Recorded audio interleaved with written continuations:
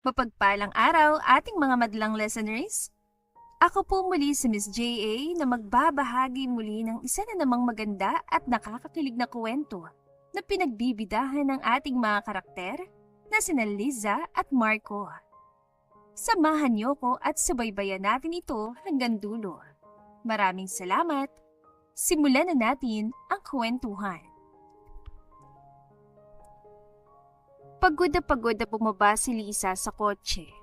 Kagagaling lang niya sa meeting niya sa investors. Pumunta rin siya sa publishing house para i-check ang mga librong handa ng ilabas. Marami naghihintay sa kopya niyon kaya kailangan niyang tignan kung maayos ba ang pagkakagawa. Ayaw niyang maging disappointed ang mga gustong bumili noon. Marami na nga naka-avail sa pre-order ng mga nagdaang buwan. Mukhang gusto talagang magkaroon ng copy. Nang masiguradong nakalak ang kotse, ay naglakad na siya papunta sa bahay. Napahinto siya na makita ang taong hindi niya inaasahang makita.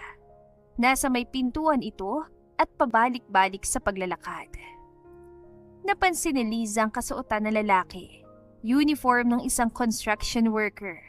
Mukhang nagtatrabaho ang lalaki sa mababang antas. Hindi niya mapigilang mapaismid nang maalala ang kalupitang ginawa nito sa kanya. Hinding-hindi niya yon makakalimutan. Nagpatuloy siya sa paglalakad papalapit doon habang seryoso ang mukha. Napansin naman agad siya ng lalaki. Nakita niya kung paano lumiwanag ang mukha nito. Lisa, tawag nito sa pangalan niya. Malamig na tinapunan ng tingin ni Liza ang lalaki. Anong ginagawa mo dito, Migs? Lisa, ang layo na ng narating mo.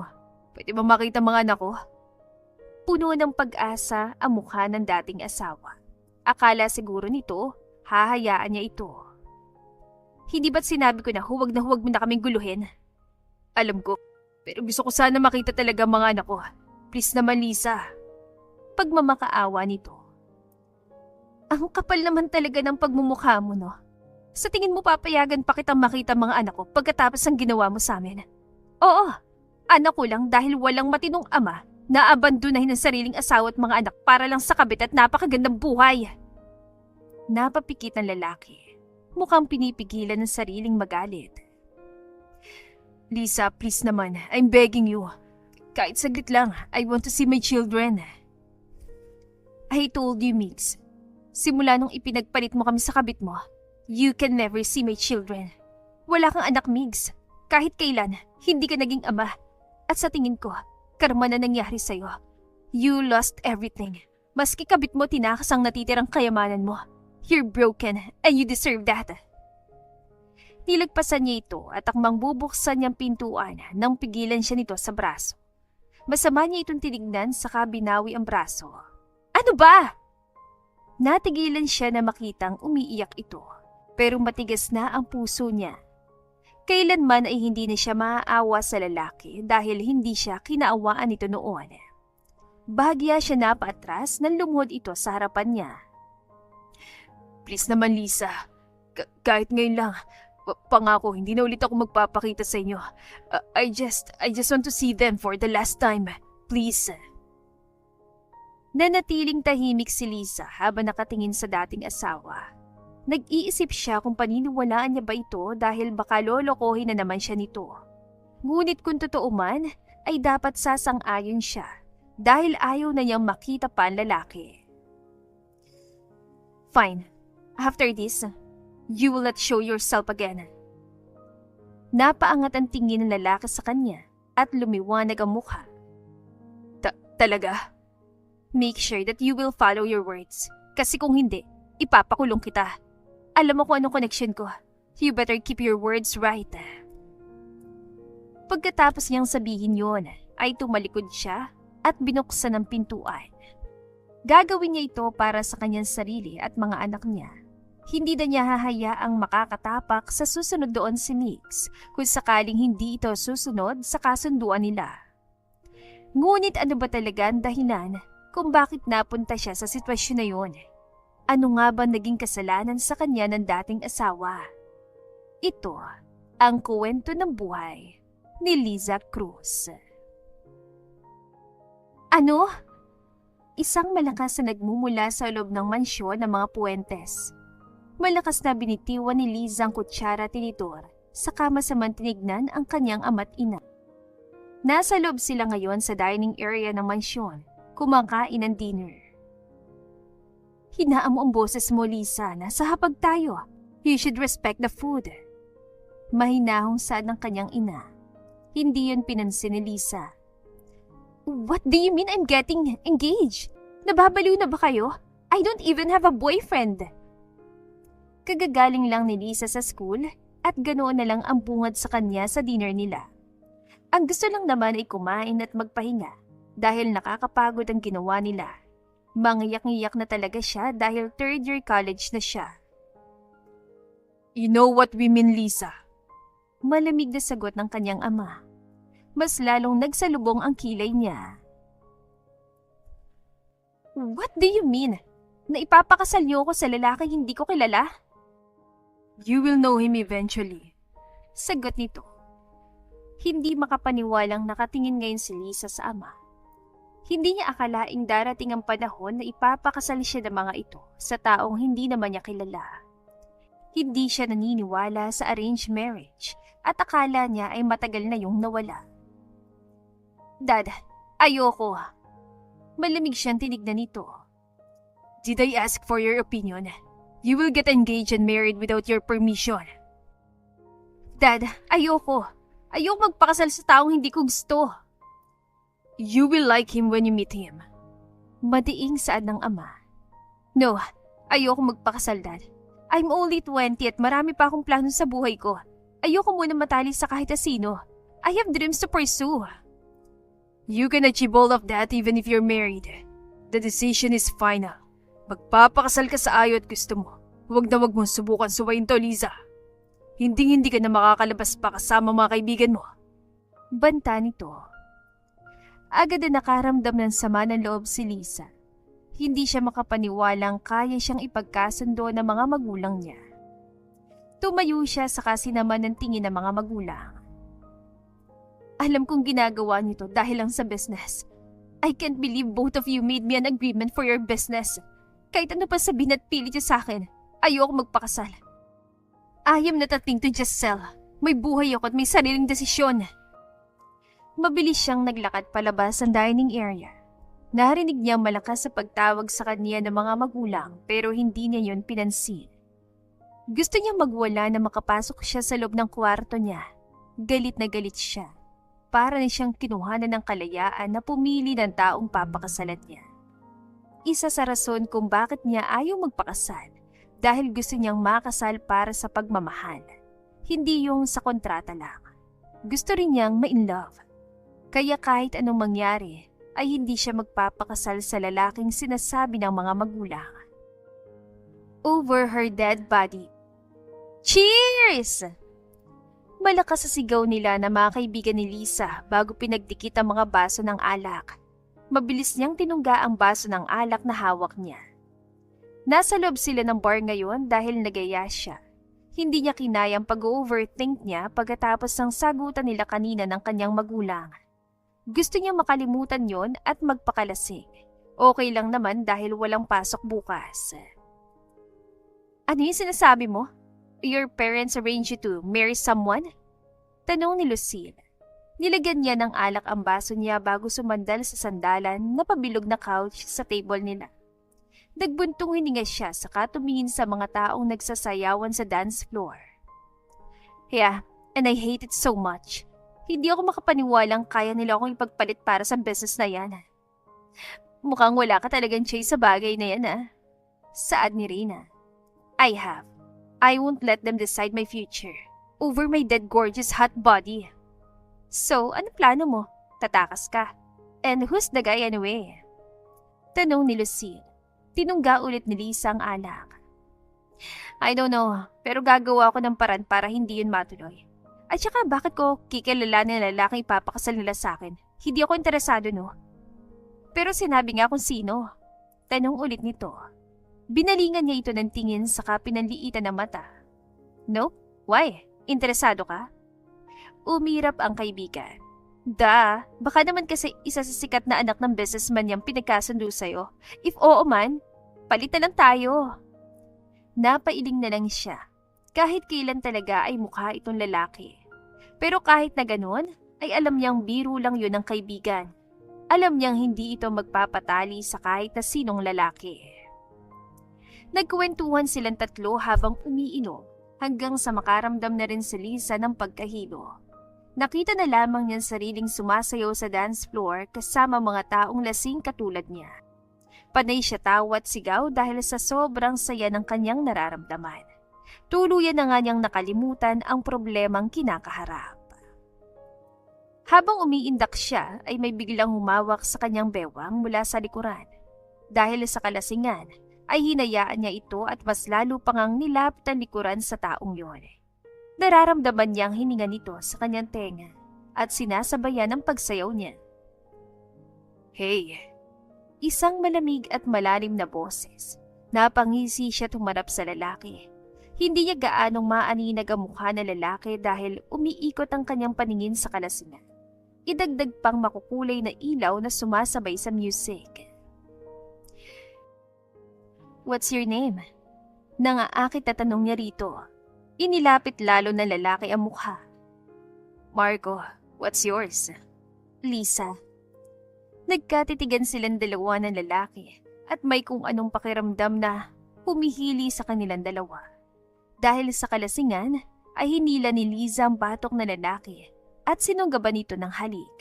Sandali itong natigilan ngunit maya-maya ay hinalikan din siya nito pabalik. Humiwalay siya sa halik habang puno ng pagnanasang nakatingin sa lalaki. Ganoon din ito sa kanya. Are you safe? Tumaas ang gilid ng labi ng lalaki at mas lalo siyang hinapit papalapit. Don't worry, I'm a doctor. I'm safe. Napangisi siya at muling nagtagpo ang kanilang labi. Hindi na namalaya ni Lisa ang mga sumunod na nangyari. Basta ang alam niya ay gustong-gusto niya ang lalaki sa gabing yon. You must behave yourself, Lisa. Huwag na huwag kang gumawa ng ikakagalit ko. Banta ng kanyang ama nang mahinto ang kotse sa tapat ng isang mansyon. Ang mansyong nasa harapan nila ngayon ay ang mansyon ng mga Villanueva. Ang pamilyang pinagkakasunduan ng kanyang mga magulang. Nandoon sila ngayon dahil sa isang party. Engagement party nilang dalawa ng isa sa mga anak ng mga Villanueva. Hindi niya kilala ang lalaki kahit pa sinabi ng mga magulang niya na Migs daw ang pangalan. Wala naman siyang pakialam dahil alam niyang hindi matutuloy ang sinasabing kasal. Hindi niya hahayaan. Napilit na nga lang siyang sumama sa engagement party nila dahil magiging grounded siya ng 3 buwan at hindi niya yun kaya. Walang emosyon tumingin siya sa labi. I know that. I'm not that type to ruin the party. Good to know. Let's go. They're waiting. Anyaya nito bago lumabas sa kotse kasamang ina. Napairap si Lisa at walang nagawa kundi bumaba na rin. Bakit ba siya lagi ang nag-iisang anak? Kung sana may ate siya ay hindi na ito mangyayari sa kanya. Kung noon ay gustong-gusto niya na nag-iisang anak siya, ngayon ay parang ayaw na niya. Habang naglalakad sila papasok sa mansyon, ay may mga photographer na kumukuha sa kanila na larawan. Walang kangiti-ngiti lang niyang nilibot ang tingin sa paligid. Palagi na siyang nakakapunta sa mga mayayamang event at hindi na bago sa kanya nakikita. Pagkapasok pa lang nila ay agad na sumalubong sa kanila ang iba't ibang mga pakitang taong mga personalidad.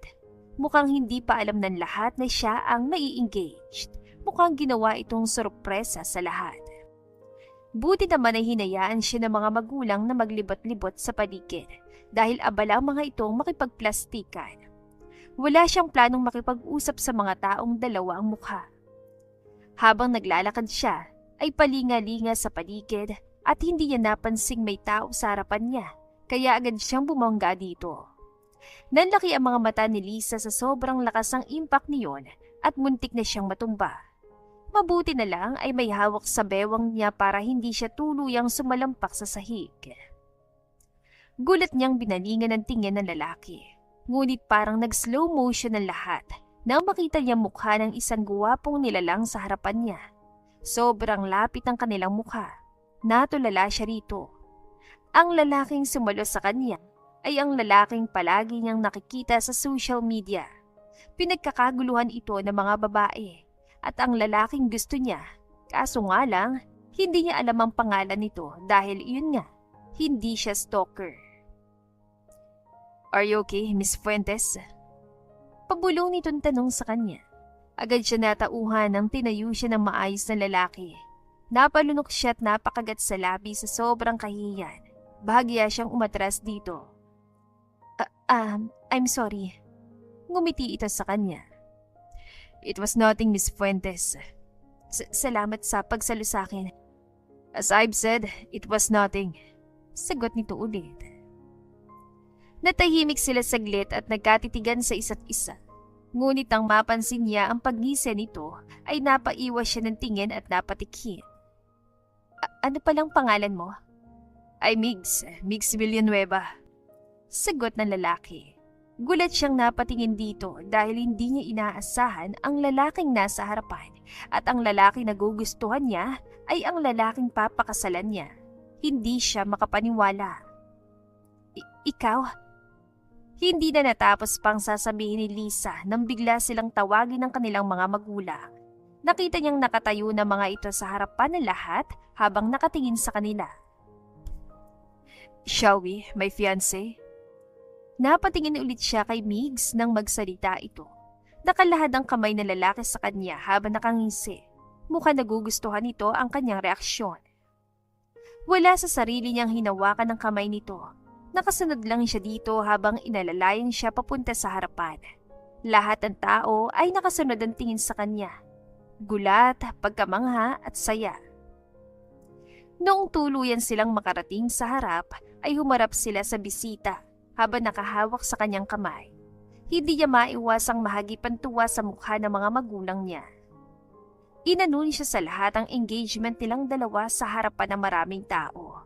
Hindi na niya alam kung ano ang ire-react, lalo na noong nagkalabong tingin nila ni Migs. Ang tanging alam niya lang ay nawala ang galit niya sa kasal na yon at hindi na niya iniisip kung paano mapapahinto ang kanilang kasal. Kinikilig ang buong kalamnan niya habang nakangiti ang lalaki sa kanya. Hindi niya namalaya na nahuhulog na pala siya. Dumating ang araw na ikinasal silang dalawa ni Migs. Sobrang excited ni Lisa pa dahil papakasalan niya ang lalaking gusto niya at hindi siya makapaniwala. Siyempre, bago ang kasal, ay nagde-date muna silang dalawa sa tuwing free sila. Sobrang sang-ayon doon ng mga magulang at halos nga pasalamatan niya mga ito sa nangyari. Akala mo'y hindi siya nagalit nung unang nalaman nito. Siyempre, hindi niya pa nakilala ang nag-iisang Migs Villanueva. Kung alam niya lang talaga at mukhang nagkakatotoo nga ang sinasabi ng mga magulang niya, magugustuhan niya ito kapag nakita niya. Sa buong kasal nilang dalawa ay sobrang saya ni Lisa. Hindi mapawi-pawi ang kanyang ngiti. Gusto rin kasi siya ni Migs kaya pumayag itong magpakasal silang dalawa. Yung mga kaibigan naman niya ay hindi makapaniwala sa reaksyon niya. Akala ng mga ito na magwawala siya. Alam niyang magmamahalan silang dalawa ni Migs sa habang buhay. Hindi lamang kontrata ang kasal nila, pero doon siya nagkakamali. Malakas sa sampal ang dumapo sa pisngi ni Lisa. Dahilan para malakas siyang sumalampak sa sahig. Nanginginig ang kamay na hinawakan niyang namamanhid at namumulang pisngi. Walang tigil na tumulo ang kanyang luha at puno ng sakit ang binalingan ng dalawang taong nasa harapan niya ngayon. Migs, don't you ever lay your dirty hands on Isabel again. Malakas sa sigaw nito. Ano bang pinagagagawa mo, Migs? I thought you loved me. Akala ko ako lang. I'm your wife. Ngumisi ang lalaki at tinignan siya na nakakaawa. I told you, I fooled you. Ginagawa ko yun dahil sinabi nila Dad. And I'm good at pretending, right? Naloko kitang mahal kita at ikaw naman tong uto-uto naniwala agad. You're so easy, you know that? Mas lalo siya napaiyak pero masamang tingin sa lalaki. Parang tinarak ng paulit-ulit ang puso niya. Napakahayop mo, Migs. Ako asawa mo kaya ilabas mo yung kabit mo sa pamamahay ko. Umiling si Mig sa kahinapit ang bewang ni Isabel na nakangising nakatingin sa kanya. Alam niyang natutuwa ito sa tuwing sinasaktan at sinisigawan siya ni Migs. Feeling niya ay siyang kabit dito at ang babae ang asawa. You're my wife on papers, Lisa. Kahit kailan hindi kita minahal. Kaya kapag nakikita ko ulit na sasaktan mo si Isabel, hindi lang yan ang aabuti mo sa akin. Banta ng kanyang asawa. You can't do that. I love you. Natawa ang lalaki. Nakakaawa ka dahil hindi kita mahal. And believe me, I can hurt you more than I did to you. Huwag mo ko susubukan ha. Asawa lang kita. Let's go, babe. Huwag ka na magsayang sa walang kwentang yan. Hindi niya deserve. Anyaya ni Isabel. Bumaling ang asawa dito saka hinalikan nito sa labi. Right, let's go, babe. Nginisian muna siya ni Isabel bago naglakad. Ang lakad ng dalawa papaakyat sa hagdan. Sinubukan niya pantawagin si Migs pero hindi na ito lumingon pa. Naiwan siya doon na umiiyak habang nakasalambak pa rin sa sahig. Sobrang sakit ang puso niya. Sinasaktan siya nito ng paulit-ulit. Kung hindi lang siya tinulungan na makatulong na tumayo, ay wala na siyang balak na tumayo pa. Sobrang nanghihina siya. 5 buwan ang nakalipas simula nung maikasal silang dalawa ni Migs. Akala ni Lisa na magiging mas masaya ang buhay niya sa piling ng lalaki. Yun nga ang nangyari sa 3 buwan na pagsasama nila. Palagi siya nitong pinapasaya at pinapakilig. Ibinigay nga niya ang sarili niya sa lalaki ng paulit-ulit. Mahal ni Lisa si Migs kaya kung anong gusto nito ay binibigay niya. Sinabi din kasi na lalaki na mahal siya nito, naniwala siya. Pinaniwalaan niya yon dahil akala niya totoo. Ngunit biglang nagbago si Migs sa hindi malaman dahilan. Naging malamig at masungit ito sa kanya noong mga nakaraang linggo. Sinusuyo niya ito dahil akala niya na may kinakatampo ito o may nagawa siyang hindi nito nagustuhan. Pero akala lang pala niya yon. Dahil nagulat siya ng isang araw na bigla itong nagdala ng babae sa bahay niya, si Isabel. Hindi siya makapaniwala nung malamang nobya ito ng kanyang asawa. Nagalit si Lisa at sinubukang sabunutan ng walang hiyang babae. Ngunit imbes na itong masaktan, ay siyang sinaktan ni Migs. Hindi siya makapaniwalang kaya siya nitong saktan. Umiyak siya at nagtanong kung bakit ito ginagawa yun. Akala niya mahal siya na lalaki. Ngunit nagulat na lamang siya nang sabihin nito ang totoo. Na ginamit lang siya nito at ang planong pagkahulog niya sa asawa. Lahat ay peke na. Nilinlang siya ng mga Villanueva. Lahat ng yon ay kasunduan lang para sa kapakanan ng negosyo ng bawat panig. Simula nga ng araw na yon, ay pinatigil siya sa pag-aaral ni Migs kahit ayaw niya. Pero wala siyang nagawa. Hindi na rin siya pinapalabas ng lalaki sa mansyon, maski cellphone ay hindi siya pinapahawak. In short, naging kulungan niyang bahay na yon at inaabuso siya ng todo ng dalawa. Walang tumutulong sa kanya maski mga katulong dahil ayaw ng mga itong mawala ng trabaho. 2 buwan ang dinala nito ang kabit. Palagi siyang ginagawang katulong ng walang hiyang babae. Pero dahil asawa, nanlaban siya. Pero siya yung talo palagi dahil ito ang kinakampihan ni Migs. Sinasaktan gaya na nangyari sa kanya kanina. Doon makabalik siya sa kwarto ay doon siya humagulgot. Hindi makapaniwala sa Lisa na mangyayari sa kanya ang mga bagay na yun. Minahal niya si Migs. Ibinigay ang sarili dito sa pag-aakalang mahal siya na lalaki. Ang sakit-sakit ng kanyang nararamdaman. Lumipas sa mga araw ay ganoon pa rin ang nangyayari kay Lisa. Ang kaibahan lang ay hindi na siya nanlaban pa kay Isabel. Ngunit may napapansin siya sa kanyang katawan. Palagi siyang nasusuka sa umaga at sa tuwing may naaamoy siyang hindi siya nagugustuhan, mabilis siyang mapagod at palaging inaantok. Akala ni Lisa na normal lang yun nang biglang pumasok sa isipan niya na hindi pa pala siya dinadatnan sa buwang yun. Biglang sumikdo ang kanyang puso sa kanyang iniisip. Buntis na ba siya? May laman na bang kanyang tiyan? Dahil sa kaba at excitement, ay palihim niyang inutos ang isa sa mga katulong na bumili ng 3 pitis sa labas. Kinagabihan nga noon ay naibigay yun sa kanya. Wala siyang sinayang na oras at agad na nag-test. Pabalik-balik siya sa paglalakad sa loob ng CR habang hinihintay na magresulta ang 3 PT na nakalapag sa may sink. Sobrang lakas ng tibok ng puso niya sa sobrang kaba. What if buntis ako? Anong gagawin ko? Baog siya dahil nagpa-check up siya pagkatapos ng kasalilan dalawa ni Mix, kaya imposibleng magkakaanak siya. Pero paano nga kung buntis ka nga? Posible ba yun? Napasabunit siya sa buhok dahil sa sobrang pag-overthink. Pumikit siya at nagbuntong hininga. Tinignan niya ang PT at ganoon na lamang nanlaki ang kanyang mga mata nang makitang positive ang 3. Napatili siya ngunit agad ding napatakip sa bibig. Hindi siya makapaniwalang buntis nga siya. Buntis ako. Kailangang malaman ni Migs ang kalagayan niya. Sigurado siya na kapag malaman nito na buntis siya, ay iiwan ng asawang kabit at magfo-focus sa kanya. Mamahalin siya nito ng tunay. Ang saya-saya niya. Hindi siya baog, isang himala. Sign this annulment papers. Malamig na utos ni Migs at nilapag ang papeles sa lamesang nasa harapan niya.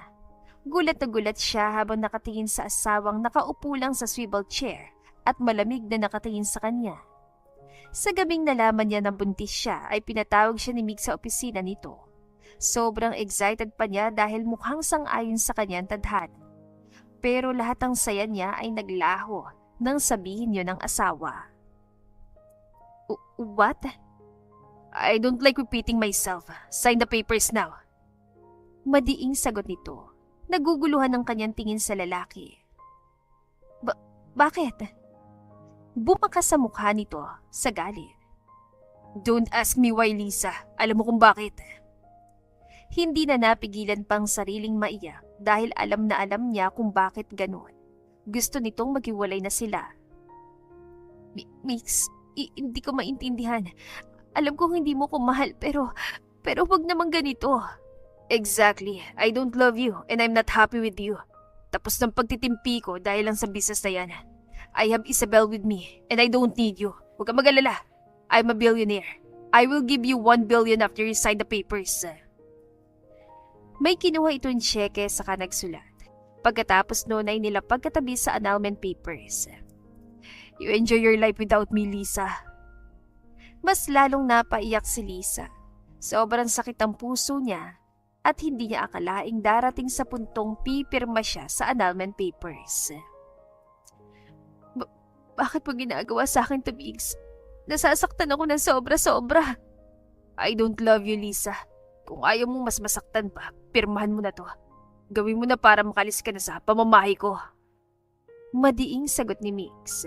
Humagulgulo siya at napailing. Hindi yata niya kakayanin ang sinasabi nito.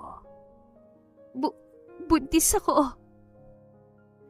Nakita ni Lisa kung paano natigilan ang lalaki at bakas ang gulat sa mukha. Ngunit agad din itong nawalan at napalitan ng napakalamig na titig. I don't want a child from you, Lisa. Parang kutsilyo ang sinabi nito. Para siyang hinati sa dalawa sa sobrang sakit. Akala niya ay magiging masaya ito at tatanggapin ang mga anak pero nagkakamali siya. Anong gagawin ko sa anak natin, Miss? Tayong dalawang gumawa nito. Hindi na niya mapigilang mapataas ang boses. Napasandal sa swivel chair si Migs saka hinilot ang noo. Ipalaglag mo o kung ano gusto mong gawin sa bata. Napanganga siya. Hindi makapaniwalang sinabi yon na lalaki. Naririnig mo ba sinasabi mo, Migs? Anak nating dalawa to. Inasitong tumingin ulit sa kanya. Kung ayaw mo, alagaan mo yung bata. Ikaw lang may gusto niyan. I don't want a child from you kaya pirmahan mo ng papers at umalis ka na sa bahay na to. And don't you ever show your face again. Lalo na yung bata na yan. Tumaas ang dugo niya sa sobrang galit. Hindi niya akalaing ganun ito, kademonyo. Mabilis niyang kinuha ang ballpen saka pinirmahan ng mga yon.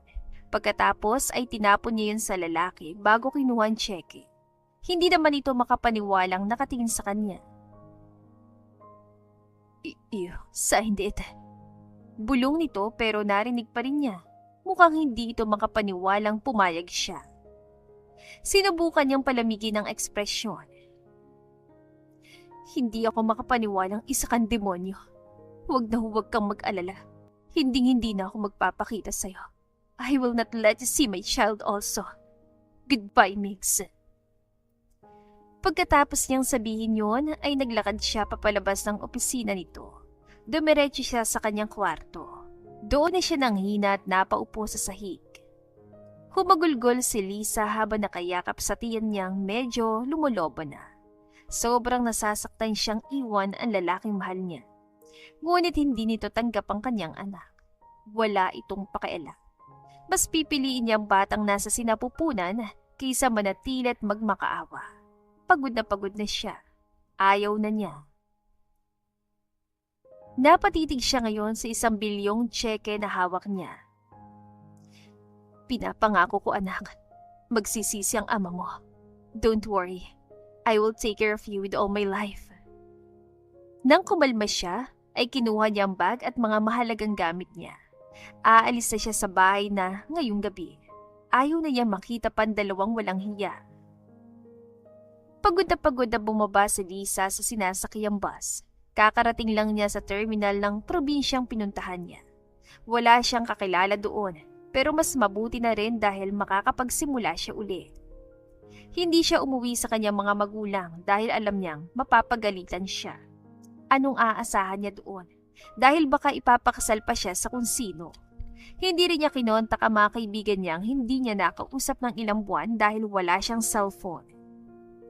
Ayaw niyang maging pabigat sa mga ito dahil sa nangyayari sa buhay niya. Nakaramdam ng hilos si Lisa nang maglakad siya sa may parking lot ng terminal. Namumutla siya at nanghihina. Itlog lang ang kinain niya buong biyahe dahil wala siyang ganang kumain. Miss, are you okay? Tanong ng isang pamilyar na boses. Hindi na niya maiangat ang tingin dahil sa panlalabo ng paningin. Sumasakit na rin ang kanyang ulo kaya napahawak siya doon. Aray, daing niya. Miss, okay ka lang ba? Hindi na nakasagot si Lisa nang tuluyan siyang natumba. Isang malakas sa pagtawag ang narinig niya bago siya nilamon ng kadiliman. Napasinghap si Lisa at napaupo sa kama. Habol ang kanyang hininga habang nakahawak sa dibdib.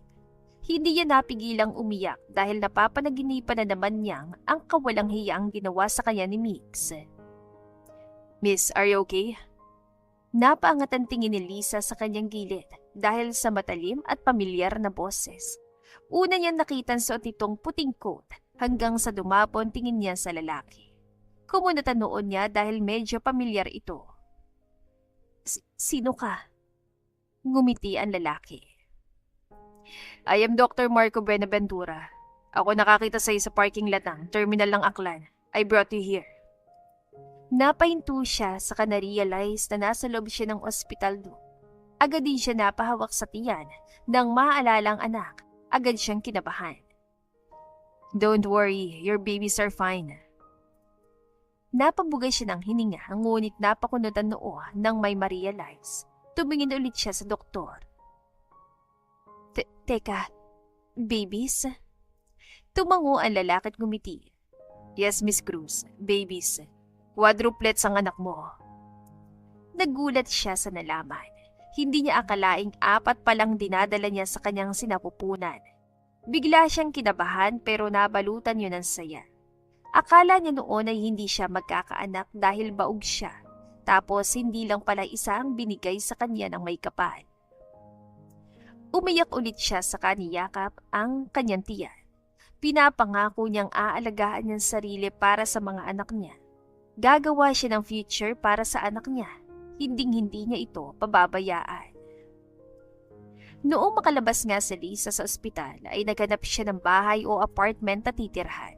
Nagulat pa siya nang tulungan siya ng doktor na nagligtas sa kanya. Ginagamit niya ang pera sa madiskarteng paraan. Hindi niya hahayaang mapunta lang sa wala yung perang ibinigay sa kanya. Unay kumuha siya ng abogado. Mabuti na lang ay kakilala ni Marco ang pinaka nangungunang abogado sa Aklan. May discount kaya kinuha na rin niya. Ginagawa niya yon para maprotektahan ang sarili at ang mga anak laban sa pamilya ni Migs. Alam niyang malalaman ng mga ito na nagkaanak sila. Pati na rin ang tagapayo sa pananalapi dahil balak niyang tumayo ng sariling business. Kukuha sanay siya ng mga doktor para sa kanya pero hindi na niya nagawa yon dahil sinabi ni Marco na nandun ito para sa kanya. Hindi niya maiwasang makaramdam ng kung anong haplos sa puso pero hindi niya na lang yon pinansin. Bumili rin si Lisa ng isang beachfront villa. Doon pa man ay gustong-gusto niya ang dagat. Nakakapagbigay ito sa kanya ng ginhawa at peace. Pupunta siya doon kapag gusto niya. Meron din naman kasi siyang kondo sa mismong building na pagmamayari ng pamilya ni Marco. May discount pa siya. Lumipas ang 3 buwan ay lumalaki ng kanyang tiyan. Mas malaki pa sa normal na pagbubuntis. Naging busy siya sa mga ginagawa ngunit hindi siya hinahayaang mapagod ni Marco. Nandun ito palagi sa tabi niya at hindi niya maiwasang ma-appreciate ang ginagawa nito. Sinabi ko namang huwag kang magpupuyat, di ba? Napabaling ang tingin niya nang bumukas ang kanyang kwarto. Nakita niyang nakatayo na doon si Marco habang naka-cross arms at masama ang tingin sa kanya. Nakalimutan niyang nasa iisang kondo lang pala silang dalawa ng doktor. Ayaw pa sana niya nung una dahil kaya naman niya na mag-isa pero mapilit ito. Concerned daw kasi ito sa kanya. Hilaw niya lang itong ninitian at saka tumingin ulit sa monitor. Sandali na lang, tatapusin ko lang to tapos ipopost ko na. Bumalik ang atensyon niya sa comic na ginagawa niya. Passion niya ang paggawa ng comic noon pero hindi niya yun magawa nung makasal siya. Ngayon ay kaya na niya nang saka nagbibigay yun sa kanya ng katinuan. Narinig niyang yapak nito palapit. Do it tomorrow, Lisa. Masama sa'yo magpuyat. Nagbuntong hininga siya at saka tinignan ito. Alam mo namang kailangan ko magtrabaho para sa future namin ng mga anak ko, di ba? I can rest yet, saka maaga pa naman, 10:00 pa. Mas lalo itong sumeryoso. Kung ayaw mong maghirap at mapagod, marry me then. Natuod siya sa kinatatayuan habang nakatingin dito. Bumilis ang tibok ng kanyang puso pero binaliwala niya ito. Tumawa siya ng mahina at napaili. Stop joking around, Marco. Nasanay na siyang sabihin yun ni Marco sa kanya. Palagi nitong sinasabi yun sa kanya pero alam naman niyang nagbibiro lamang ang lalaki. Seryoso ako, Lisa. Marry me and you can live an easy life. Seryosong saan nito pero tumawa lang siya. Yeah. I will not going to marry you, Marco. I don't love you and I don't want a marriage with one-sided love. Napapikit ng mariin si Marco at nagbuntong hininga. Alam niyang gusto nitong tumulong sa kanya para mas maging madali ang buhay niya. Pero kagagaling lang niya sa annulment, sa one-sided love. Ayaw niya ulit maulit ang nangyari sa kanya. Ayaw niya munang matali sa ibang lalaki, lalo pat buntis siya. Gusto niya munang mag-focus sa kanyang sarili at sa mga anak niya. 3 buwan na simula nung makaalis siya sa pamamahay ni Migs, pero hindi pa rin nawawalang pagmamahal niya rito. Hindi man ganoon kapusok pero alam niyang meron pa. Hindi rin siya papasok sa isang relasyon na alam niyang may nararamdaman pa sa iba. Ayaw niyang saktan kung sino man ang taong yon. The rest, don't stress yourself, Lisa. May bukas pa. Napangiti siya dahil mukha niya talaga itong asawa.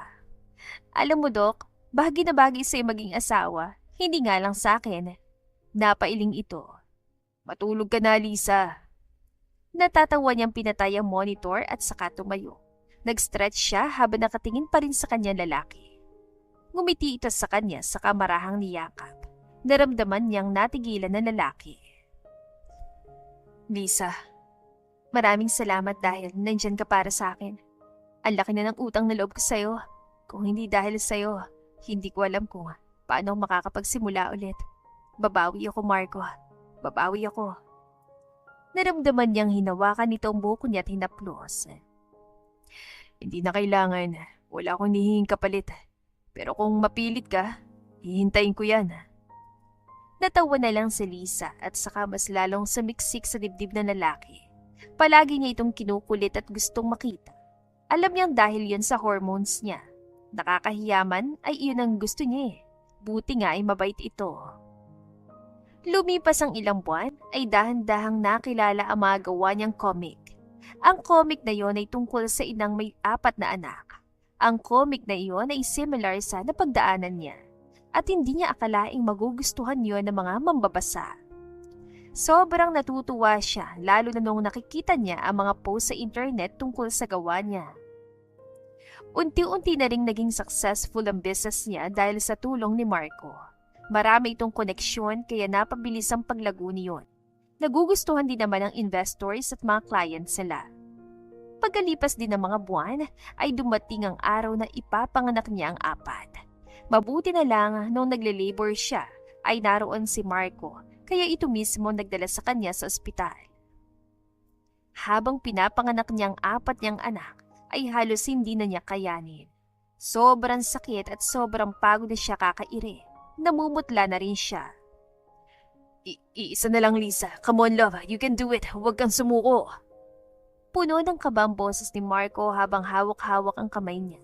Sobrang higpit ang pagkakakapit niya doon dahil sobrang sakit.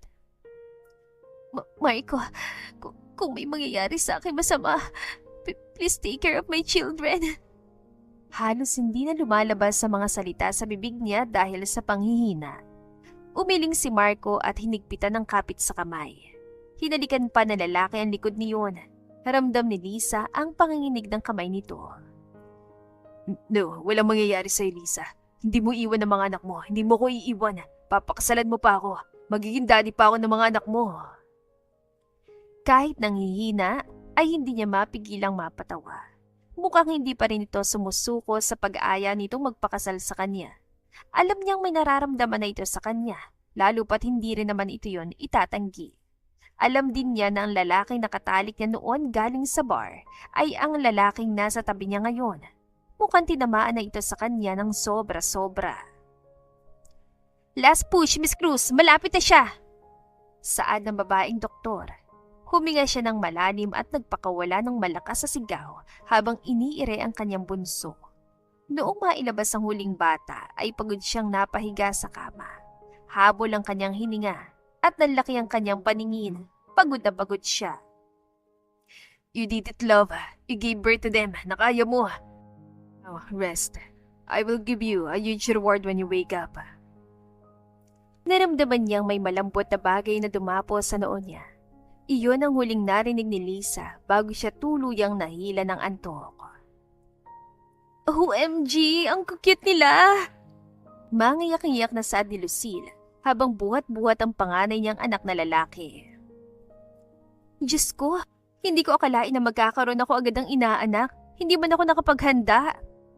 Si Rina'y umiiyak na talaga habang buhat-buhat ang bunsong anak niyang babae. 2 lalaki ang panganay at 2 babaeng bunso ang anak ni Lisa. Noong nalaman niya ang gender ay hindi siya makapaniwala. Sinabi din niya sa mga kaibigan at mga magulang na may anak na siya nung matapos siya manganak. Nagulat ang mga ito pero natawa lang siya. Kakatapos lang ng binyag ng mga ito at ngayon ay parang ayaw nang ibalik sa kanyang mga anak. Ang 2 pa'y nasa mga magulang niya. Hindi niya tuloy napigilang mapasimangot. Love. Napalingin siya kay Marco na maglakad ito papalapit sa kanya. Nang makalapit ang lalaki ay hinapit siya nito sa bewang saka hinalikan siya sa noo. What's wrong? Bakit ka nakasimangon? Tanong nito nang humiwalay. Kasi naman, wala na yata silang balak na ibalik ang anak ko. Natawa ang lalaki kaya sinaman niya ito ng tingin pero ngumisi lang ang loko. Ano nakakatawa? Wala. Intindihin mo na lang sila. Ngayon lang nila nahawakan at nakita mga bata. Gayon lang dahil nung sinabi niya na may anak siya ay hindi niya sinabi kung nasan siya. Saka lang nung binyag na. Buti nga'y hindi siya napagalitan ng mga magulang niya. Busy ito sa mga bata. Hindi mapigilang mapatingin sa Lisa habang nakatingin sa kanilang lahat. May humaplos sa puso niya sa senaryong nakikita. Para itong diamante sa sobrang ganda. Hindi niya yata makakalimutan ang pagkakataong yun. Sobrang espesyal sa kanya. I really want to be their dad so bad. Napaangat muli ang tingin niya kay Marco. Nakatingin ito sa mga bata habang nakangiti. Napakagat sa labi si Lisa dahil nakaramdam siya ng guilt sa lalaki. Alam niyang mahal na mahal siya nito at aaminin niyang may nararamdaman na rin siya sa lalaki. Ngunit hindi pa siya handa pumasok ulit sa isang relasyon. Magfo-focus pa siya sa kanyang mga anak. Malapit na, Marco. Just give me more time. Lumingon sa kanyang lalaki at ngumiti. Hidawakan ni Marco ang pisngi niya sa kahinaplos yun. I know, love. I've been patient and I'm willing to wait for years for you to love me back. Basta, nandito lang ako para sa inyo ha. Poprotektahan ko kayo at aalagaan ha. Tumango siya at hindi na sumagot pa. Niyakap siya ulit na lalaki kaya niyakap din niya ito pabalik. Pareho silang nakatingin sa mga tao.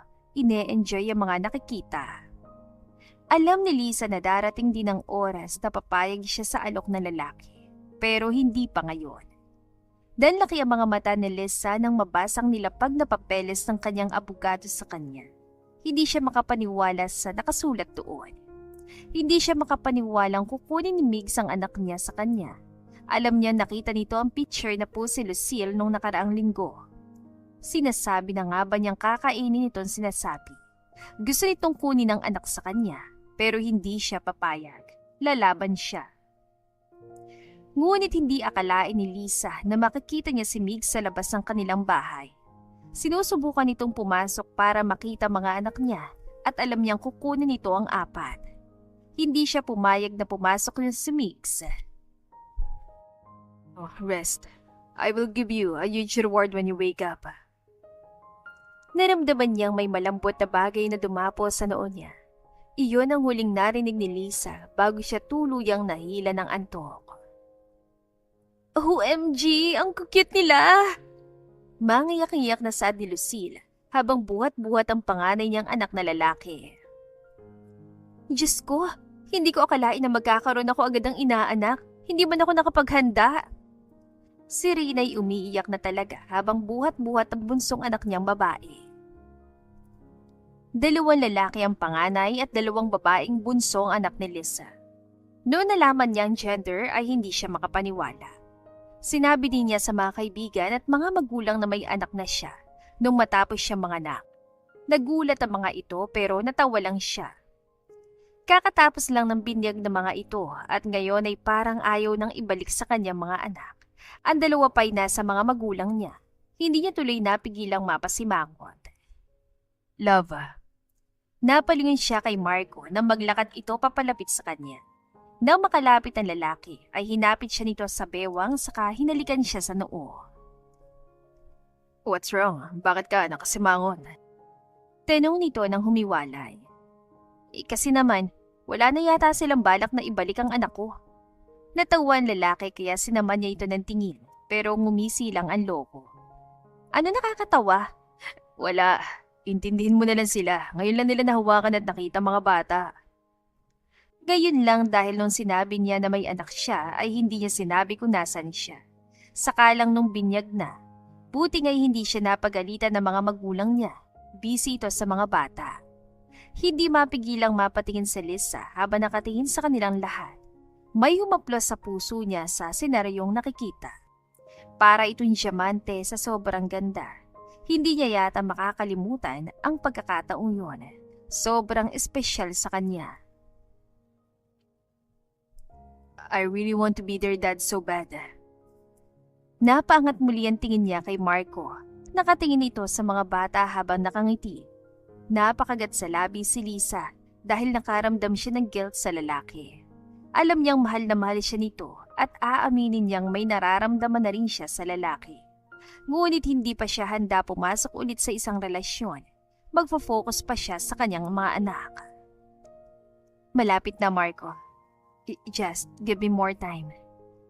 Lumingon sa kanyang lalaki at ngumiti. Hidawakan ni Marco ang pisngi niya sa kahinaplos yun. I know, love. I've been patient and I'm willing to wait for years for you to love me back. Basta, nandito lang ako para sa inyo ha. Poprotektahan ko kayo at aalagaan ha.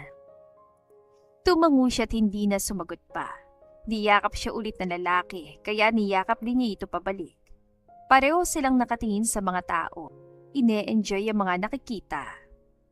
Alam ni Lisa na darating din ang oras na papayag siya sa alok ng lalaki, pero hindi pa ngayon.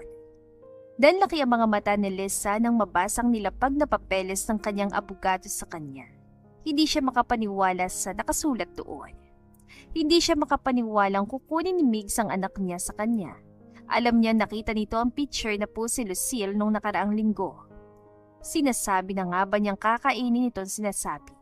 Gusto nitong kunin ang anak sa kanya, pero hindi siya papayag. Lalaban siya. Ngunit hindi akalain ni Lisa na makikita niya si Migs sa labas ng kanilang bahay. Sinusubukan nitong pumasok para makita mga anak niya at alam niyang kukunin nito ang apat.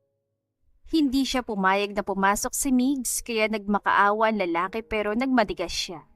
Ayaw niyang makita nito ang mga anak niya. Wala itong karapatan. Nagpupumilit ang lalaki kahit pa may 2 guard sa loob ng bahay na pinatayo niya. Ngunit biglang dumating si Marco at sinuntok ito. Napasigaw siya sa gulat dahil nagrambulan ng 2. Mabilis niyang hinila si Marco palayo kay Migs na hinarang ulit ang mga gwardya. "Stop, Marco! Stop!" Pigil niya ng akmang susugod na naman ito. "You! How dare you come here?" Malakas sa sigaw ni Marco. Matalim siyang binalingan ng tingin ni Migs. "Sino ba yan, Lisa? Bago mo? Kaya ayaw mo akong papasukin. Asawa mo, ex-husband, Migs. Matagal na tayong hiwalay. Kaya umalis ka na dahil hindi mo makikita ang anak ko." Umiling ito. "Anak natin, Lisa. Tayong 2 gumawa kaya hayaan mo akong makita sila." "Hindi. Simula nung pinalayas mo kami sa pamamahay mo, wala ka ng karapatang bilang ama sa mga anak ko. Nakalimutan mo na ba? You said you don't want my child. Kaya panindigan mo at huwag na huwag ka nang babalik dito." Mas lalong sumama ang timpla ng mukha ni Migs. "Babalik ako dito, Lisa. Kukunin kong mga anak ko. Tandaan mo yan. You piece off!" Mabilis niyang pinigilan si Marco na akmang susugod na naman ito. "Calm down, Marco." Nang tuluyang makaalis si Migs ay napahinga siya ng maluwag. Agad niyang hinila si Marco papasok ng kanyang bahay. Pinaupo niya ito sa sofa at inutusan ng isa sa mga katulong na kunin ang first aid kit. "Sinaktan ka ba niya?" Nag-aalalang tanong ni Marco sa kanya habang ginagamot niya ang sugat nito sa mukha. Mukhang malakas ang pagkakasuntok ni Migs pero napuruhan nga lang ang dating asawa. "No." Huminga siya ng malalim. "Sana hindi mo na lang siya sinuntok. Tignan mo tuloy, napuruhan pa ang mukha mo." "He deserves it. Hindi na dapat siya nagpakita dito. Hindi ko hayaang makuha niya ang anak natin." Tumaas ang gilid ng labi niya pati na rin ang kilay. "Anak natin?" "Yeah. Magiging daddy rin naman ako ng mga anak mo. Advance lang." Tinawanan lang niya ito at nagpatuloy sa paggamot dito. Natigil lang siya ng hawakan itong pisngi niya. Kumabog ng malakas ang puso ni Lisa na magtamang kanilang tingin. "I love you so much, Lisa. Hindi ko hayaang sasaktan ka ng walang yang yun. Poprotektahan kita." Dahan-dahan lumapit ang mukha ni Marco sa kanya, kaya parang sasabog ang kanyang puso. Hanggang sa tuluyang lumapat ang labi nito sa kanya. Napapikit siya at marahang tinugon ang halik nito. Sobrang init at sarap. Halos hindi na siya makahinga. Na maghiwalay ang kanilang labi, ay titig na titig sila sa isa't isa habang nakangiti. Napakagat sa labi si Marco kaya napatingin siya doon. "Damn, nababaliw na ako sa'yo." Sinunggaban siya ng halik na lalaki na agad din naman niyang tinugunan. Iyon na yata ang pinakamasarap na halik na nararanasan niya. Dahil sa nangyari sa araw na yon, ay sinabi niya sa kanyang abogado na kukuha siya ng restraining order. Hindi niya hahayaang makalapit ulit si Migs sa kanya at sa pamamahay niya. Hindi naman ang nagtangka dating asawa sa mga sumunod na araw na ikinahinga ni Lisa na maluwag. Akala niya ay magpupumilit pa ito. Sisiguraduhin talaga niyang magtatagpo sila sa korte. Pero alam niyang mangyayari din yon, lalo pat alam niyang kukuha siya ng kustodiya sa mga bata. Lalaban siya kung kinakailangan. Halos matawa na lang si Lisa nang mabasa na nagpapaawa ang lalaki sa social media. Kaya siya raw tinakas niya mga anak niya at may kabit. Gusto niya sumabog sa Ines dahil sinisira siya ngayon ng publiko. Kilala siya bilang writer ng kanyang comic at lahat ng taong nagbabasa ay binabash na siya. Nag-aalala ang mga kaibigan at mga magulang niya sa kanya nang malaman yon. Maski si Marco ay halos ayaw niyang humiwalay sa kanya dahil baka maapektuhan ang kanyang mental health. Ngunit hindi siya nagpapaapekto ng ganon-ganon lang. Tama na yung pagpapahirap na ibinigay ng dating asawa sa kanya. Nagpakamartir siya. Hindi na niya nire-respeto ng sarili dahil sa pagkabulag sa pagmamahal niya kay Mix. Hindi siya papayag na siya na naman ang api-apihin. Nilabas niya sa publiko ang kanyang panig. Sinabi niyang totoo at nilabas niyang ebidensyang meron siya. Pinakita niya mga larawan ng lalaki kasama yung walang hiyang Isabel. Nung una yung mag-asawa palang sinabi, pinakita rin niyang ebidensya kung paano siya inaabuso ng dalawa at ang mga joint accounts ng lalaki sa kabit niya. Lahat-lahat nilabas niya. Hindi niya hahayaang sisirain ulit siya ni Mix. Hindi na siya makakapayag pa. Dahil sa ginawa niya, ay naghalo-halong opinyon ng mga tao. May naniniwala at may mga hindi. Pero wala siyang pakialam. Basta ginawa na niya kung ano ang tama. Hindi nagtagal ay nagdala ng mga papeles si Migs na kukunin niyang kustodiya ng mga bata. Siyempre, hindi siya pumayag.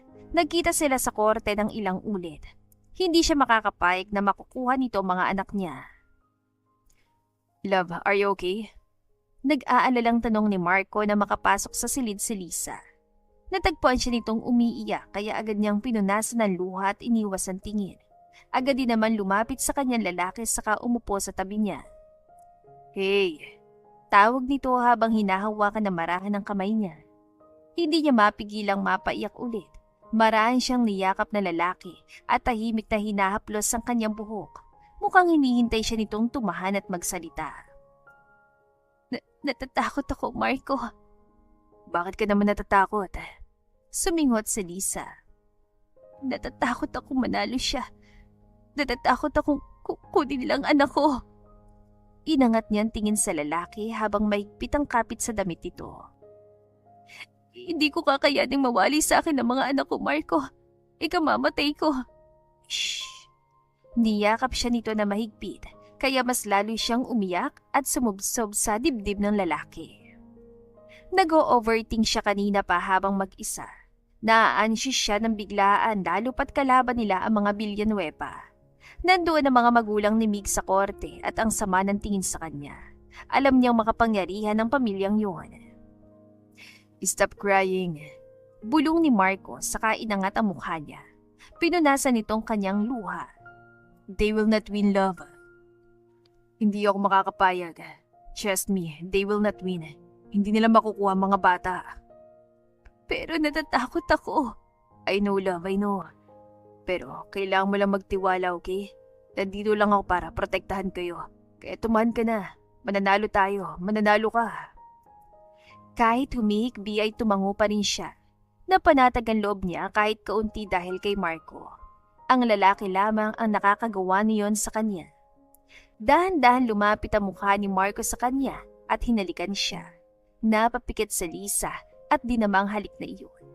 Unti-unting nawala ang kanyang takot at napalitan ng ginhawa. Lumakas na rin ang tibok ng kanyang puso. Mukhang hulog na rin siya sa lalaking kaharap. Dumating ang araw na magde-decide ang korte kung sinong mananalo sa kanila. Namumutla sa Lisa sa sobrang kaba habang nakaupo. Nasa tabi niya si Marco na pilit siyang pinapakalma. Pero hindi yun gumagana dahil napupuno siya ng kaba at takot. At noong sabihin ng korte na mananatili sa kanyang mga anak ay umiyak siya ng todo. Nagsasaya ang kanyang pamilya habang siya'y mahigpitan niyakap ni Marco. Marco, nanalo ako! Nanginginig ang boses na sabi niya. Ngumiti si Marco at tumango. Pinupunasan nito ang mga luha niya. Sabi ko naman sa'yo, di ba mananalo ka, love? Hindi ko hayaang matalo ka. Napangiti siya at hindi mapigilang hilahin ng lalaki para mahalikan. Wala siyang pakialam kung nakikita siya ng mga tao. Natuod si Marco sa ginawa niya. Nung humiwalay siya, ay hindi pa rin ito makagalaw. Alam niyang gulat na gulat ito dahil ngayon lamang niya yun ginawa. Thank you so much, Marco. I really owe you a lot. Tila nahimasmasan ito at ngumiti na rin. Marry me then. Natawa si Lisa. Malapit na, Marco. Konting tiis na lang. Iintayin ko yan. Masaya si Lisa habang nakatingin sa mga anak niyang natutulog sa crib. Natutuwa siyang pinagmamasdan ng mga ito. Simula kasi nung nanalo siya sa korte, ay mas lalo siyang nagkaroon ng oras para sa mga anak. Walang araw na hindi niya ito inaalagaan kahit pa may mga yayang mga anak niya. Nawawala din kasi ang pagod niya sa tuwing nahahawakan niya mga ito. Maski si Marco ay halos araw-araw na pumupunta sa bahay para lang dalawin ng kambal. Natutuwa naman si Lisa doon.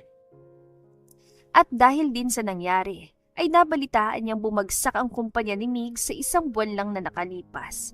Maski ang business ng mga magulang nito ay nadamay. Nabalitaan pa nga niyang tinakas si Isabel, ang kabit noong ni Migs, ang natitirang pera nito sa bangko. Agad itong umalis sa bansa, kaya naghihirap ng pamilya Villanueva ngayon ng ganong kabilis.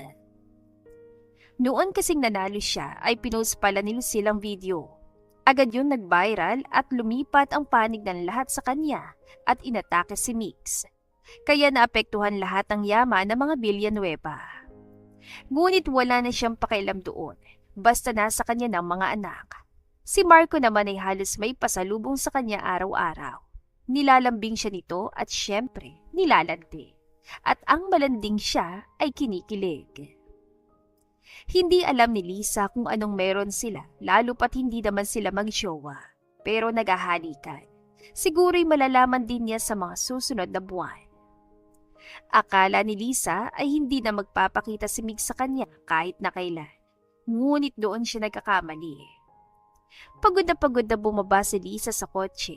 Kagagaling lang niya sa meeting niya sa investors. Pupunta rin siya sa publishing house para i-check ang mga librong handa ng ilabas. Maraming naghihintay sa kopya niyon kaya kailangan niyang tignan kung maayos bang pagkakagawa. Ayaw niya maging disappointed na mga gustong bumili noon. Marami na ang naka-avail sa pre-order ng mga nagdaang buwan. Mukhang gusto talagang magkaroon ng kopya. Nang masiguradong nakalak ang kotse ay naglakad na siya papunta sa bahay. Napahinto siya na makitang taong hindi niya inaasahang makita. Nasa may pintuan ito at pabalik-balik sa paglalakad.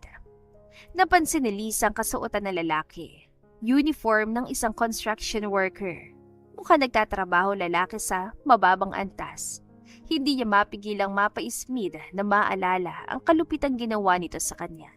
Hinding-hindi niya yon makakalimutan. Nagpatuloy siya sa paglalakad papalapit doon habang seryoso ang mukha. Napansin naman agad siya ng lalaki. Nakita niya kung paano lumiwanag ang mukha nito. Lisa. Tawag nito sa pangalan niya. Malamig na tinapunan ng tingin ni Lisa ang lalaki. Anong ginagawa mo rito, Migs? Lisa, ang layo na lang narating mo. Pwede bang makita mga anak ko? Puno ng pag-asa mukha ng dating asawa. Akala siguro nito, hahayaan niya ito. Hindi ba't sinabi ko na huwag mo na kaming guguluhin? Alam ko, pero gusto ko sana makita talaga mga anak ko. Please naman, Lisa. Pagmamakaawa nito. Ang kapal naman talaga ng pagmumukha mo. Sa tingin mo, papayagan pa kita makita mga anak ko pagkatapos ng ginawa mo sa amin? Oo, anak ko lang. Dahil walang matinong ama na aanbandonahin ang sariling asawa at mga anak para lang sa kabit at napakagandang buhay. Napapikit ang lalaki. Mukhang pinipigilan ng sariling magalit. Lisa, please, I'm begging you. Kahit saglit lang, I want to see my children. I told you, Mix. Simula nung pinagpalit mo kami sa kabit mo, you can never see my children again. Wala kang anak, Migs. Kahit kailan hindi ka naging ama. At sa tingin ko, karma na nangyari sa'yo. You lost everything. Maski kabit mo tinakas sa natitirang kayamanan mo. You're broken and you deserve that. Nilagpasan niya ito at akmang bubuksan niyang pintuan nang pigilan siya nito sa braso. Masama niya itong tinignan saka binawi ang braso. Ano ba? Natigilan siya na makitang umiiyak ito, pero matigas na ang puso niya. Kailanman ay hindi na siya maaawa sa lalaki dahil hindi siya kinaawaan ito noon. Bahagya siya napaatras nang lumuhod ito sa harapan niya. Please, Lisa, kahit ngayon lang, pangako hindi na ulit ako magpapakita sa inyo. I just want to see them for the last time, please.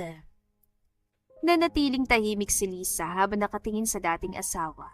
Nag-iisip siya kung paniniwalaan niya ba ito dahil baka lolokohin na naman siya nito. Ngunit kung totoo man ay dapat sasang-ayon siya dahil ayaw na niyang makita pa ang lalaki. Fine, after this, huwag ka na magpapakita ulit. Napaangat ang tingin ng lalaki sa kanya at lumiwanag ang mukha. Talaga? Siguraduhin mo lang na susunod ka sa mga pinag-usapan natin. Kasi kung hindi, ipapakulong kita. Alam mo kung anong connection ko. You better keep your words right. Pagkatapos niyang sabihin yon, ay tumalikod siya at binuksan ang pintuan. Gagawin niya ito para sa kanyang sarili at mga anak.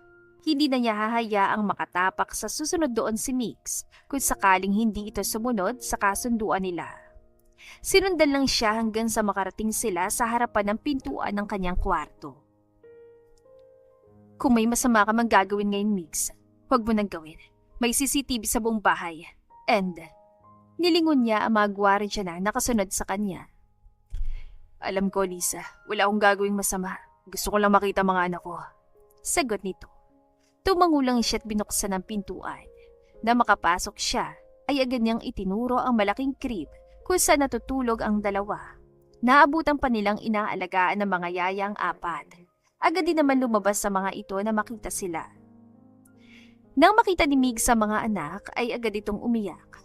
Panay itong nanginginig at humingi ng sorry sa kanya at mukhang nagsisisa sa lahat ng nagawa. Tahimik lamang niya itong tinignan kahit medyo nasasaktan siya. Hindi niya yun maiwasan lalo pat minahal din naman niya ang lalaki. Pero deserved nito ang lahat. Tahimik na bumabalik ang karma sa pagkakataong hindi niya inaasahan. Sana nga'y may natutunan ito sa nangyari. Hindi siya nagtatanim ng galit ng napakatagal dahil mabigat yun sa dibdib. Hahayaan niya lamang ang mga taong iyon sa buhay niya. Nagtagal sila ng kalahating oras doon at hinayaan lamang niya ang lalaki. Kahit pa nung hinawakan nito ang mga bata, alam niyang hindi na yun mauulit pa. Nang matapos ay hinatid niya ang lalaki palabas ng gate. Sinisiguradong makalabas nga ito. Wala pa rin kasi siyang tiwala sa lalaki. Thank you so much for letting me down for the last time, Lisa. Mahinahong sa dito, mugto ang mata ng lalaki sa pag-iyak. Sana, natutunan mo ng lesson mo, Mix. Hindi porket mayaman ka, magagawa mo ng lahat ng gusto mo. It doesn't work that way. Mapait ang ngumiti ang lalaki. Alam ko, at sobrang nagsisisi ako. And I'm really sorry for that. Sana, pagbigyan mo ko. Matagal na kitang pinatawad, Mix. Simula nung pinanganak ko mga anak ko. Pagbago ka na. But keep your words. Ayaw na kita makita pa, Mix. Nagbuntong hininga ito tumango. I understand. Goodbye, Lisa. Hindi niya ito sinagot at tumalikod. Noon tuluyan siya makapasok sa bahay ay nakaramdam ng gaan ng loob si Lisa. Napangiti siya dahil sa wakas ay tapos na ang laban. Magiging maayos ng kanyang buhay kasamang kanyang mga anak. Huwag lang talagang subukang magpakita ulit si Migs dahil hindi na siya magdadalawang isip na ipakulong ito. Lisa! Lisa! Kunot noong bumaling si Lisa sa pintuan ng kanyang kwarto nang marinig ang malakas sa boses si Marco. Medyo malayo kaya sa tingin niya ay nasa hagdan pa ito. Maya-maya pa ay bumukas ang pintuan at bumungad si Marco na hingal na hingal. Kumunot ang noon niya. Oh, Marco, bakit ka hinihingal? Tumatakbo ka ba? Totoo bang pumunta rito si Mix kagabi? Napatigil siya tumingin sa mga yaya. Agad din namang naintindihan ng mga ito at tumungo sa pintuan para lumabas kasama mga bata. Bahagyang pumasok si Marco para makadaan ng mga ito. Nang masarang pintuan ay tumingin ulit si Marco sa kanya. Totoo ba? Saan mo naman nalaman yan? Kumunot ang noon ito. So, totoo nga. Tinaasan lang niya ito ng tingin. Sa mga gwardya. Nagbuntong hininga siya saka naglakad papalapit sa kanya at umupo doon. Sumunod naman si Marco at umupo sa tabi niya. Oo, pupunta si Mix dito kagabi. Nagsalubong ulit ang kilay na lalaki. Anong ginagawa niya dito? Sinaktan ka ba? Bakit hindi mo sinabi? Dapat ay... Wala siyang ginawa, Marco. Sa totoo nga, kinausap ko siya. He wanted to see his child and I let him. Hindi rin naman siya nagtagan, umalis na rin. Natahimik ang lalaki at nakatitig sa kanya. Hindi niya mabasa ang laman ng utak nito. Yumuko ang lalaki at saka nagbuntong hininga. Mukhang may dalang mabigat na damdamin. What's wrong? You let him inside. Kumunat noon niya. Ano naman kung gano'n?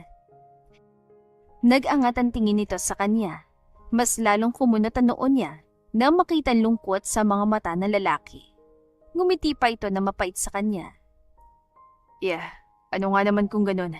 Naalala kong ex-husband mo pala siya at hindi may tatangging minararamdaman ka pa sa kanya. Right, I perfectly know that. Ano bang pinagsasasabi mo? Umiling ito sa katubayo kaya napaangat ang tingin niya rito. I'll get going. Akmang maglalakad ito nang hinawakan niyang braso nito. Saan ka pupunta? Hindi ba't kakarating mo lang? Naalala ko may gagawin pa pala ako at saka baka nakakaistorbo ko sa pagbuo ng pamilya niyo. Mahinang pagkakasabi nito sa huli pero narinig pa rin. Ano? Never mind. Akmang babawiin ang braso nang humigpit ang pagkakahawak niya dito. Teka nga! Tumayo siya't hinila lalaki papalapit. Nagmamatigas pa ito nung una pero wala rin itong nagawa sa humarap sa kanya. Seryoso ang mukha nito na mas lalo niyang ikinagulo. Ano ba nangyayari sa'yo, Marco? Naguguluhan ako eh. Wala. Anong wala? Tinatanong mo kung bakit nandito si Marco at sinagot naman kita ng totoo. Tapos biglang nagbagong timpla mo. Sinabi mong makakaistorbo ka sa pagbuo ng pamilya namin. Nino? Wala nga. Pinaningkitan niya ito ng tingin. Hanggang sa magtagpi-tagpi niya sinabi nito. Nanlaki ang mata niya habang nakatingin sa lalaki. Tila nagas nito na naintindihan niya nangyayari. Kaya umiwas ito ng tingin sa kanya. Malakas siyang tumawa. Nagsaselos ang lalaki. Hindi siya makapaniwala. Wala nakakatawa, Lisa. Ngumisi siya at pinipigilan ng tawa. Lisa, where's the love? Ngunit hindi ito sumagot. You're jealous, aren't you? No. Ngumisi siya lalo at hinuhuli ang tingin nito pero mailap ang mata ng lalaki. You're jealous. Ganyan ka pala magselos, ha? Mas lalong bumusangot si Marco. I'm not. Natawa siya ulit dahil sobrang cute nito. Gusto niyang kagatin ang pisngi ni Marco. Napakagat na lamang siya sa labi. Okay, sige. Tatawagan ko lang si Migs. Binitiwan niya ito at akmang tatalikod nang pigilan siya nito. Tas kilay niya itong tinignan. What? Napapikit ito na mariin, tila may pinipigilan. Don't. Don't what? Ay, fine. Nagsiselos na ako. Just don't call him, please. Huwag kang babalik sa kanya. Hindi ko kakayanin. Gusto niyang ngumisi pero pinigilan niya. Paano kung gusto ko siyang balikan? Bumagsak ang balikat ni Marco. Nakita ni Lisa na bumukas ang sakit sa mukha ng lalaki. Kaya agad siyang nagsisi sa sinabi. Gusto mo pa ba siya? Agad siyang nataranta at hinarap ito. Marco, it's okay. As long as you're happy, I'm happy. Hindi naman kita pag-aari kaya hayaan kita sa gusto mo. Tandaan mo lang na mahal kita. Mas lalong nataranta si Lisa. Marco, sandali. I'll get going na, May. Mabilis niyang hinila ang batok ni Marco saka sinunggaban nitong halik. Natigil ang lalaki sa pagsasalita saka natuod sa kinatatayuan. Ngunit nung ginalaw niya ang labi ay dahan-dahan itong tumugon. Hinapit ito ang bewang niya para mas lalong mapadiin ang halik niya.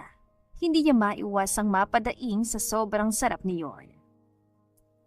Habol ang kanilang hininga nang maghiwalay ang halik. Magkalapat ang noo habang titig na titig sa isa't isa. Love, don't be jealous, Marco. Hindi worth it pinagsasalosan mo. Pero pumunta siya rito. Oo, at dahil gusto niya makita sa huling pagkakataon ng mga anak ko, hinayaan ko siya at nag-usap kami pagkatapos. Nagsisisi siya sa ginawa niya, pero hindi na siya babalik pa rito para kunin ang anak ko. Pero sabi mo, tatawagan mo siya. Bahagya siyang natawa. I was just messing with you. Masyado kang halata, Marco. Napakagat ito sa labi at napapikit. Migs is my ex-husband, but it doesn't mean I still have feelings for him.